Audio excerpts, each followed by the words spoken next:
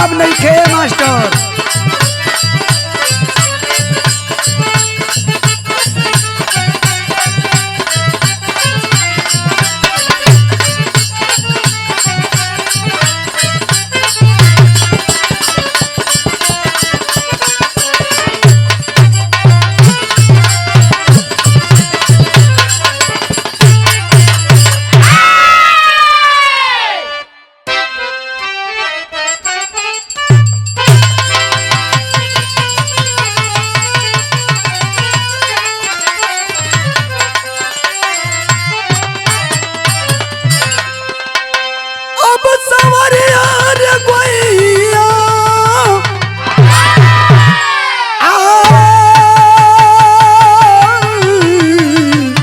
भोले बाबा जोगिया हो मेरे राम।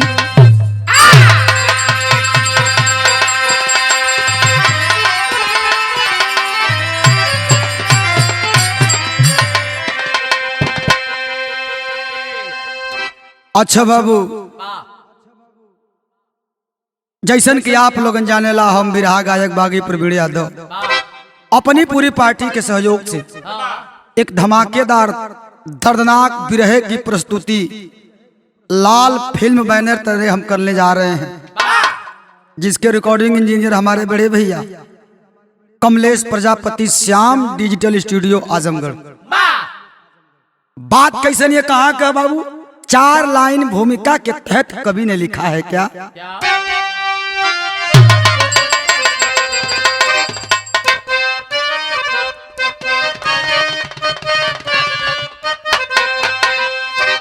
जिंदगी जीने मरने की अपनी कथा पर कलंकित कलम को फंसाया गया। कर्म किस्मत लड़ी मौत मंजिल खड़ी,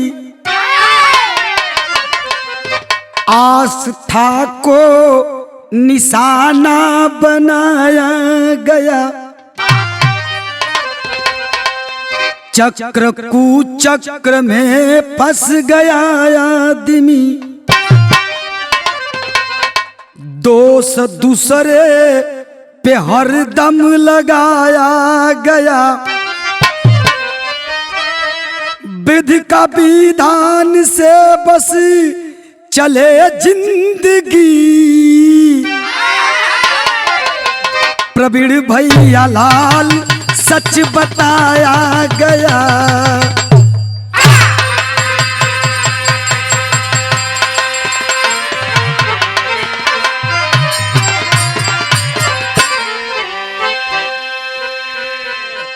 विधि के विधान से बस चले जिंदगी, प्रवीण भैया लाल सच बताया गया।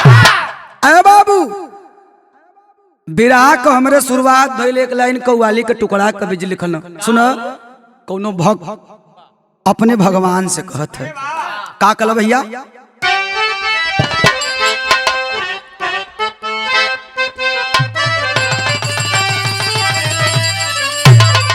यह कहता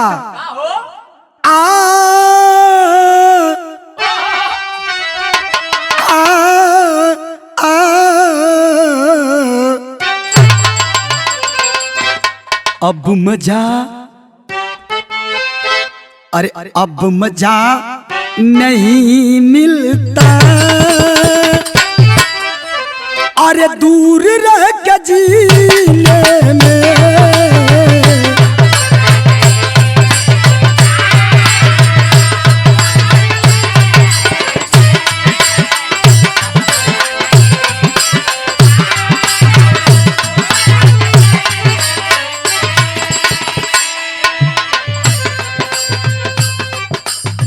अब मजा नहीं मिलता, अरे दूर रह के जीने में। या नबी बुला लेना, या नबी बुला लेना,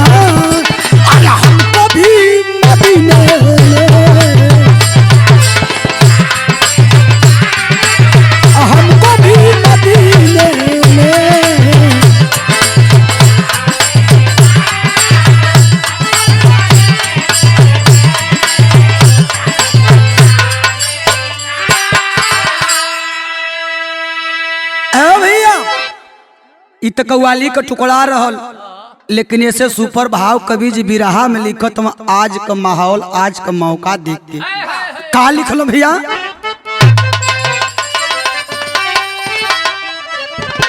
अरे देख लो ये क्या जलवा कि देख लो ये क्या जलवा, अरे ना था इस जमाने में।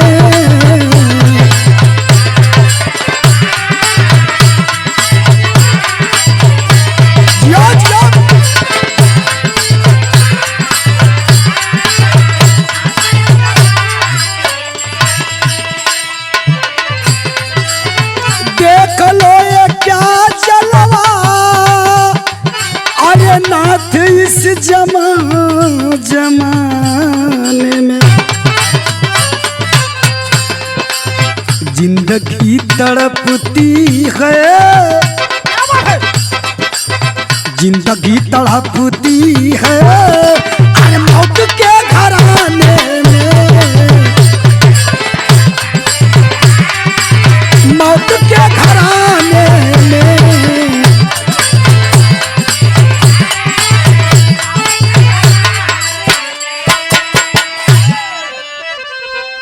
देख लो ये क्या जलवा नाथ इस जमाने में, जिंदगी तड़पती है मौत के घराने में।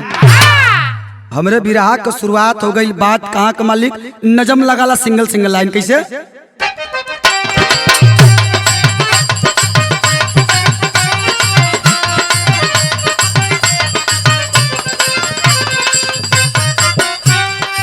बात कहाँ कहो, प्रांत यूपी में जिला आजमगढ़ बेला है, अलग है छाप जिसका गढ़ भी ये अकेला है। जियो जियो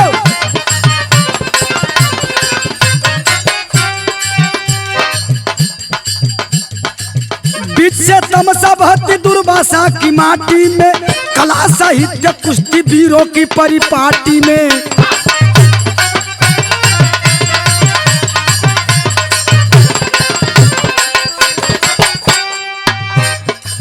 केंद्र है पूर्वांचल,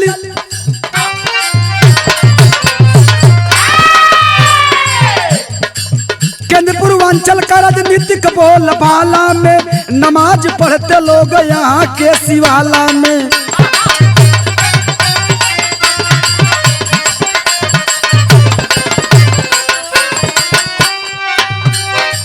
हृदय विदारक घटना घटी, दिल झकझोर दिया, यादव परिवार का समय में कमर तोड़ दिया।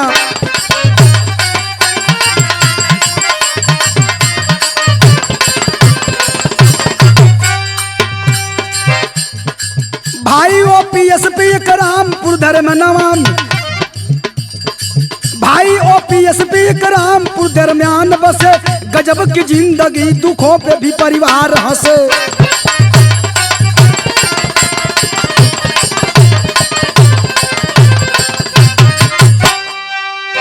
है बाबू, हमारा जिला आजमगढ़ जो पूर्वांचल का एक मशहूर जिला कहा जाता है, आजमगढ़ जनपद के अंतर्गत सिधारी थाना, सिधारी थाना के अंतर्गत आरटीओ ऑफिस के बगल में एक रामपुर गांव, एक रामपुर गांव का रहे वाला दो भाई बड़ा सुसज्जित परिवार बा। बड़े भैया के नाम ओम प्रकाश, छोट भाई के नाम शिव प्रकाश। बड़ भाई खेती बाड़ी देखत हूँ, घर परिवार देखत हूँ, छोट भैया शिव प्रकाश शहर के बीचों बीच हरबंसपुर तिराहे पे मिठाई की दुकान खोल रखे हैं, और उनके पड़ोसी हैं लक्ष्मी यादव, जेकर दूठ बेटवा पिंटू और अंकुश। ये दोनों भाई वही मिठाई पर पार्ट टाइम सेवा करें, समय दें। सवेरवा के बाद शिव प्रकाश के धर्म पत्नी मोनी पहुंचली, कहलिए स्वामी हमारे ठेलसा लगल है, एक ठे काम कैदा। कहली का अपने पति शिव प्रकाश से कभी तर्ज में लगला।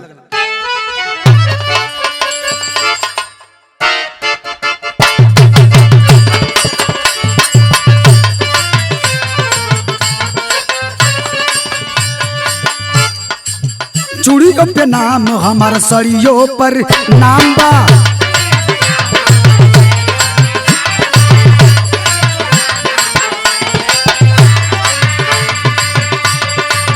उनका खातिर हो हमार जिंदगी तमाम बा। यो यो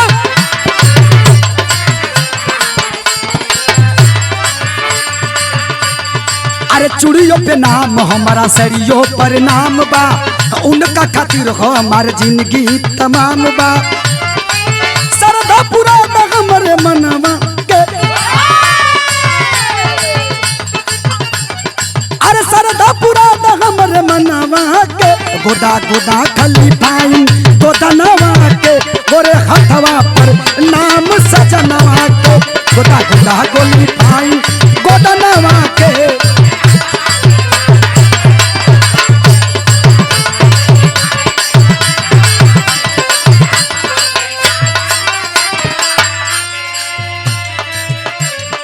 गीत कलाई रहल कि कवि जी विरहा में भाव लिखत हवन।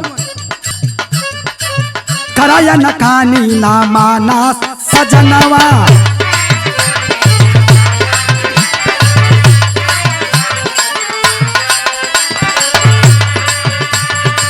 बबुली सयान होई कराए दादर सनवा।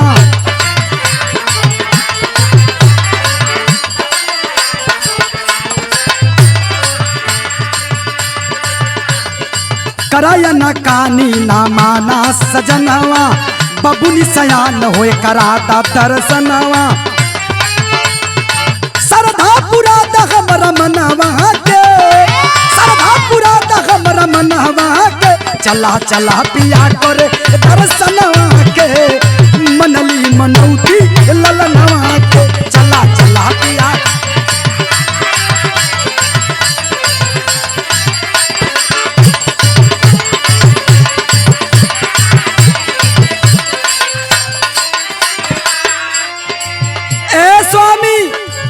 हमरे गर्भ में ही आखिरी महीना पलत है जौन ए बेटा खातिर हम मनौती मन ले काहे न आप चल चलती हमारे साथे।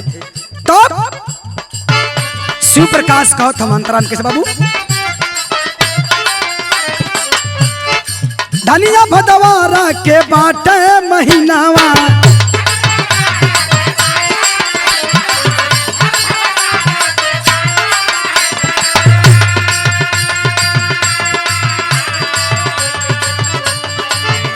नवरात्र में करिया पयनवा।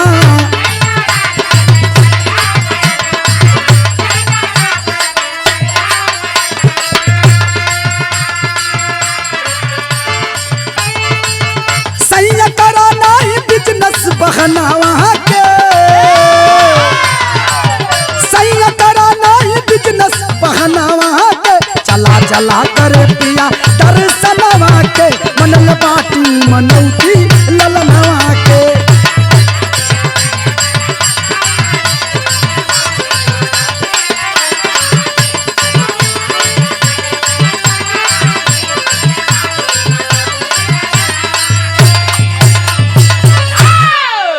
आ बाबू अपने पत्नी के तनी बात सुन के शिव प्रकाश पहले तो कल भादों का महीना है काम करा कुआर में नवरात्र के महीना में चलल जाई कल ना स्वामी ना हमारा हार्दिक इच्छा है और हमारा आखिरी महीना हो हम कहते हैं चल चलल जा।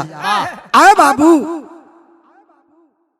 शाम के टाइम कहीं पहले में कुछ दुकान बढ़ाए के बंद कई के शिव प्रकाश घरे पहुंचलन आ तैयारी करे लगन गाड़ी बुलाई के। आज जब तैयारी करे लगलन इतना बड़का भैया ओम प्रकाश आ गई। आज जब ओम प्रकाश अल तो तरज बदल गई। कैसे भैया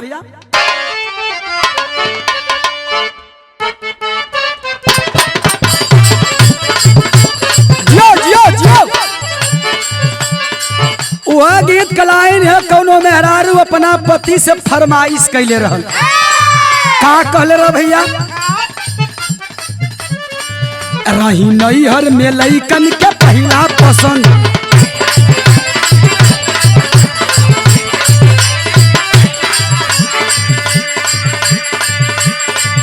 एज छोड़ी न जाई पढ़ाई करी कम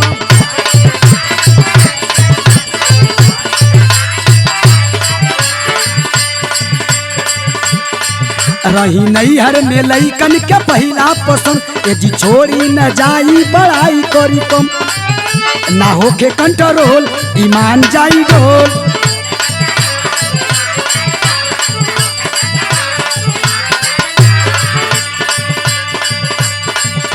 ना होके कंट्रोल ईमान जाई डोल देखते ही प्यार हमके जागे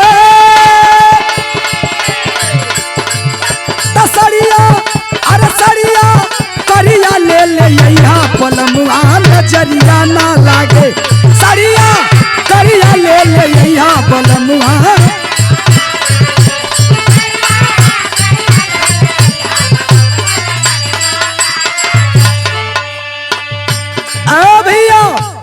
जब शिव प्रकाश चला के तैयारी करना 4 व्हीलर गाड़ी मंगाई के तबले बड़का भैया आई के बोल पड़ना बोलना का ओम प्रकाश यादव भैया भाई से बोले हैं बतिया विचार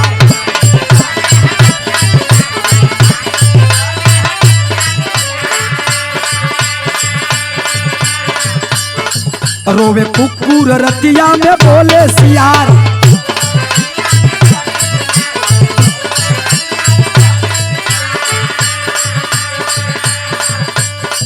मन लागे नहीं भाई अनहोनियो बुझाए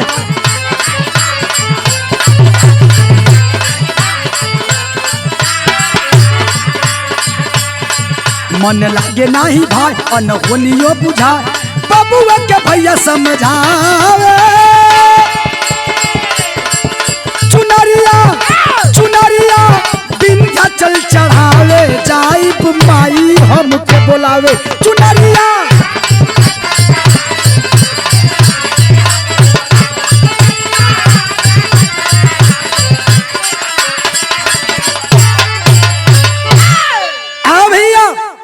बड़का भैया ओम प्रकाश आई के बोल पड़ने के अरे बाबू देखा मतलब हमार मन ठीक नहीं खी लगत बड़ा सुगुन बुझाते काम करे के बाद में चल जाइए जाए के तो है कल भैया तैयारी हो गई है आओ देखा पिंटू अंकुश सब तैयार है ओकर बहन सरितवा तैयार है हमन के जाए जाई चल के तैयारी के धन लोग आज जब चल के तैयारी के घर से गाड़ी निकलल है बाबू तब कवि जी के विराह में लिखक पल विदेशिया में का भैया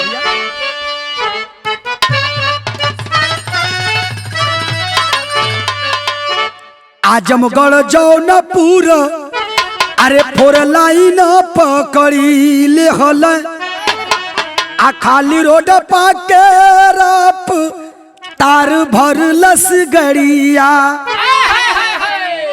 थाना बरदह जगदीशपुर गाँव के समनावा हो अबाई का सवार आवत रहल नौजवनावा आहार न बजाए उल्टी साइड में सुना तो नहीं खे उनके बचाव में बिगड़ल विधनावा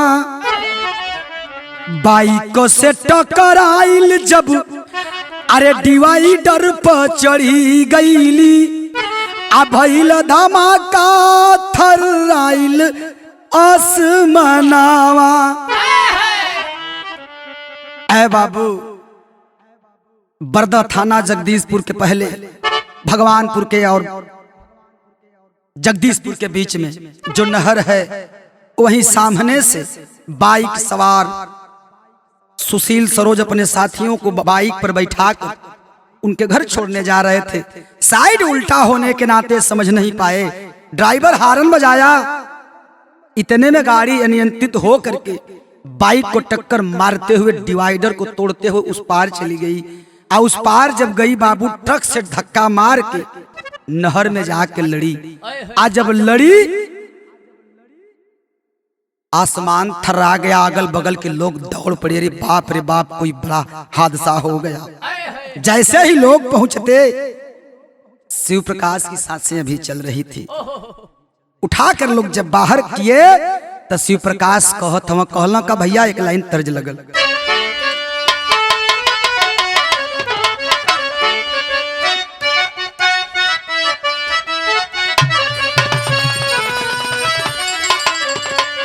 अरे गोरी गईली पियवा के देश कि गोरी गईली पियवा के देश रोवे मन मीतवा। लेकिन कवि जी बिरहा में लिखत हुआ का अरे शिव प्रकाश के आवत रहली सांस कि शिव प्रकाश के आवत रहली सांस आहथवा जोड़े भैया।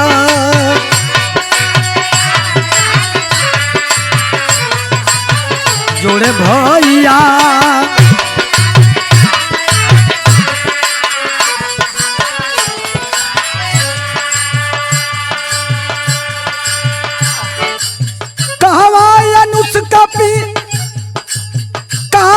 अनुष्का मीना हमसे दाम मिलाई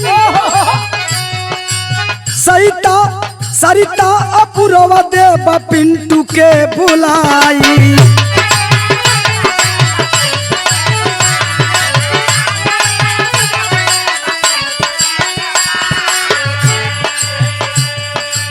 ड्राइवर हरेंद्र पहुँचे पास ड्राइवर हरेंद्र पहुँचे पास हथवा जोड़ भैया।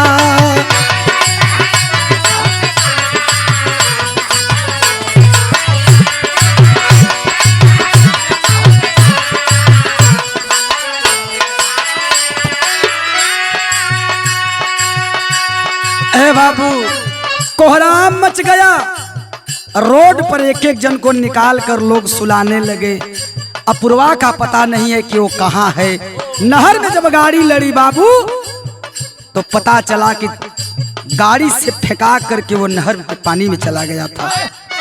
ऐ बाबू लोग 112 नंबर डायल किए, पहुंची पुलिस बल के लोग, सभी लोगों को उठा करके हॉस्पिटल लेके चले हैं जिला चिकित्सालय सदर। तब अपने होश में है वह मुनि होतना लोगन के बीच में कहते कि हे पंचो हे भैया लोगन एक ठे हमार बात सुनला। कहत का है मुनि शिव प्रकाश के पत्नी तर्ज बदल गई।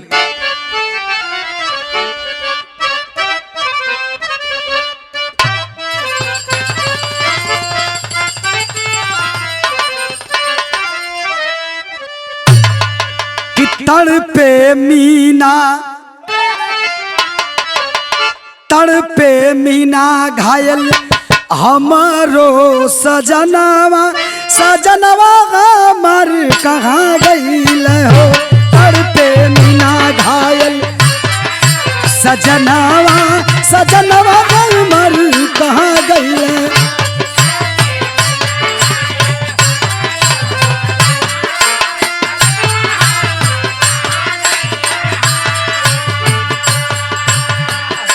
भैया करा देबा हे बाबू करा देबा उनकर दर्शनवा सजनवा हमर कहाँ गईल हो।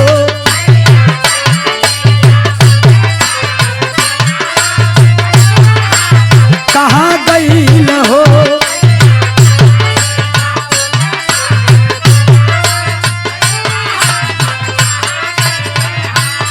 ए भैया लोग वही गड़िया में तो हमारे बहनी के पापा बैठल न हो और लोग बैठल रहल, सब कहाँ गए हो से भैया लोगन हमके तनी लोगन के दिखा दा हमारे भैया न। और का कहत हई कवने कसूर के सजा देलु मैया।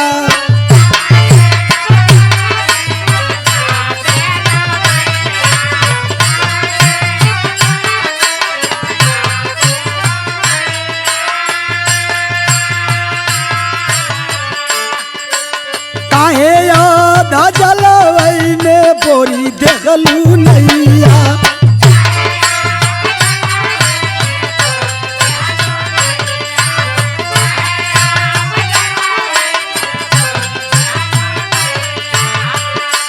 माँ विंध्यवासिनी से सवाल कर रही वह मुनि कैसे अपने पेट के तरफ इशारा करके पूछ रही उस माँ विंध्यवासिनी से क्या पूछे कसूर कौन, पूछे कसूर आपन, जेकर ना जनमवा सजनवा हमर कहाँ गइल हो। पूछे कसूर जेकर नहीं बा,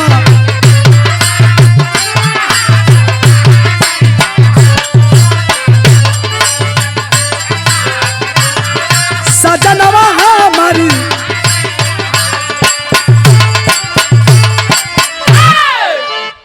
बाबू जिला चिकित्सालय में वह मोनी रो रही है बाबू बेड पर। प्रमाण मिला इलाज के दौरान उसने भी अपनी अंतिम सांसें ली। पोस्टमार्टम करने के लिए डॉक्टर साहब आए, बताए कि 2 घंटा और जीवित रह गई होती तो हम ऑपरेशन द्वारा इस बच्चे को निकाल कर जिंदा कर ली होती, इसलिए इसकी डिलीवरी होने में मात्र 10 से 11 दिन की टाइम बची थी। बाबू कलेजा कांप गया वहां जितने लोग मौजूद थे। साथियों हमारे बिरहा में कवि जी लिखने का पहपट में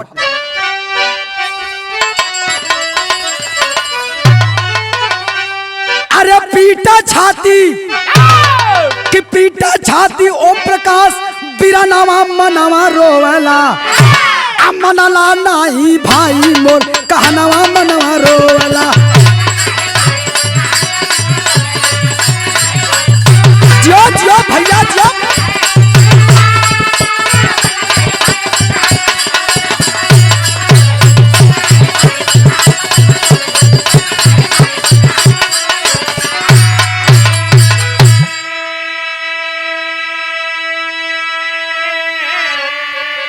पकड़ करके ओम प्रकाश रो रहे हैं अपने भाई शिव प्रकाश को।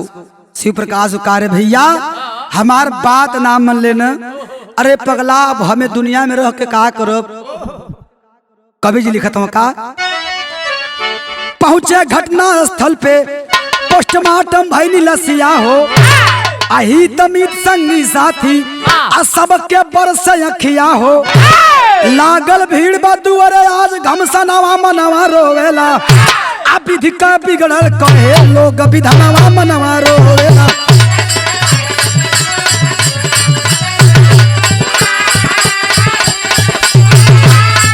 अरे जियो भैया जियो।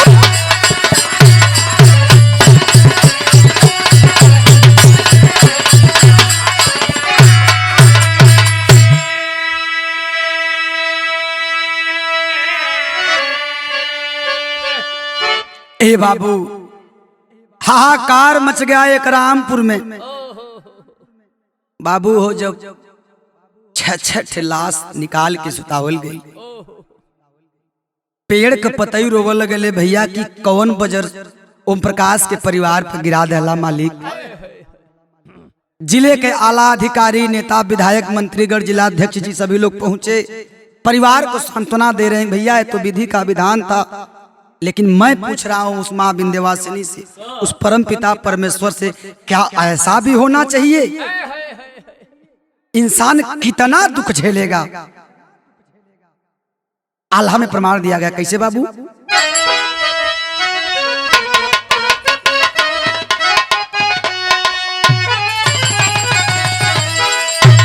अरे विधि के विधान के जान नहीं जाने बाबू,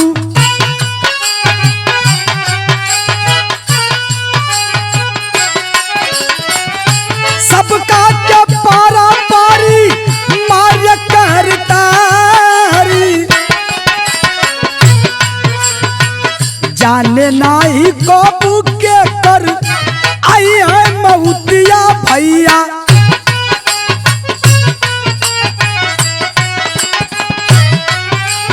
अरे जाना पड़ी छोड़ करके अपन परिवार, बुढ़वा जवान लइका सब कर पयनवा भैया।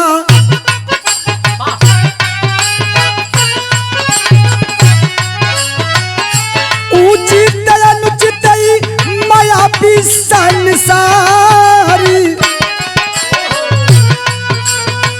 जवन कर मालिक स्वीकार करना पड़िया भैया।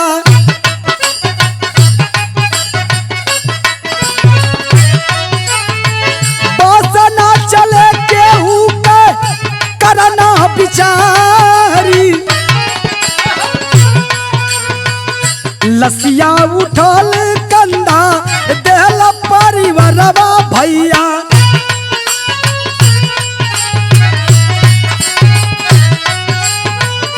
चितवा सजल आज तमसा किनारी गमगी नजिलावा जवार होई गईले बाबू। अखिया सबर से सबके असुआ कधारी। ए बाबू पूरे जनपद की आंखें नम है। इस भयावह हादसे को देख करके ऐसा नहीं होना चाहिए। आज पूरा इकरामपुर शोक की लहर में डूबा है। तब लेकिन होनी को कौन टाल सकता है, यह विधि का विधान है। बिरहा में कवि जी आखिरी लाइन लिखना का भैया।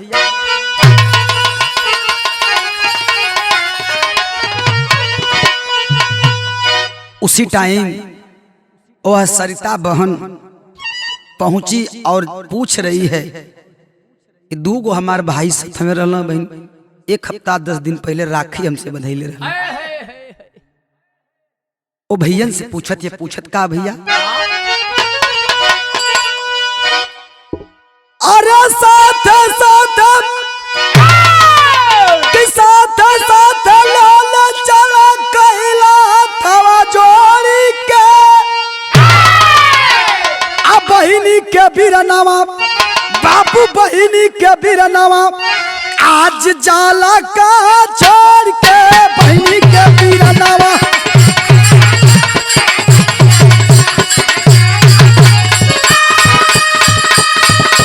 अरे जियो भैया जियो।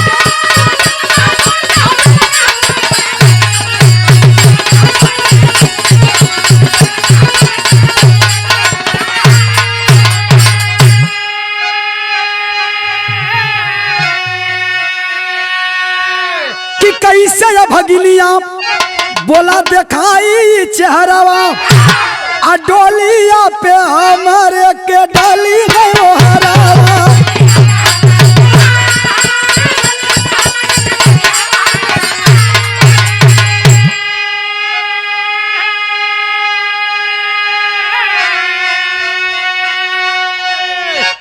कि रखिया वाला धागा फेंकला कलिया काहे तोड़ी के आ बहिनी के बिरनावा काहे जाला दूनो छोड़ के बहिनी के बिरनावा। भैया काल से तो लोग का हाथ खाली हो गल, काहे राखी के धागा तोड़ के फेंक देला हो। ए बाबू बहन की के रुदन को सुन करके सारे अस्पताल के लोग गमगीन हैं। बिरहा में कवि जी भाव लिखने आखिर लाइन का भैया, ओम प्रकाश समझावे आ मुख में अगिया लगाई ओ बोला बोला बाबू के बहिया मोर पुजाई।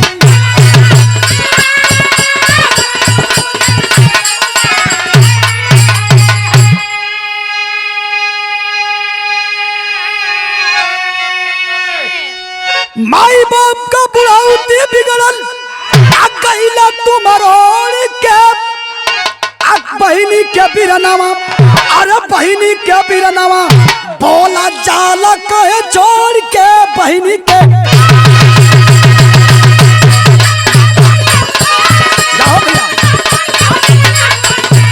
जो जो मालिक जो।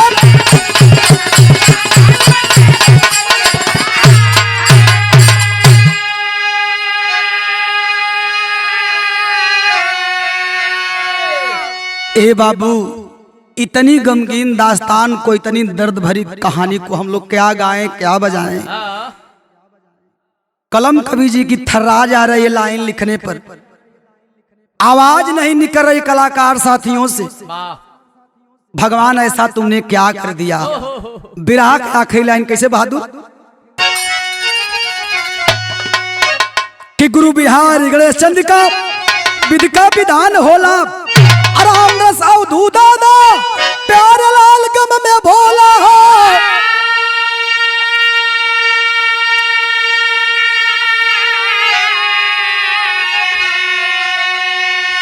कि करनवा केहू जानत नहीं खे, अरे करनवा केहू जानत नहीं खे, प्रवीण भैया लाल बिरहा में बसल परनवा, करनवा केहू जानत नहीं खे।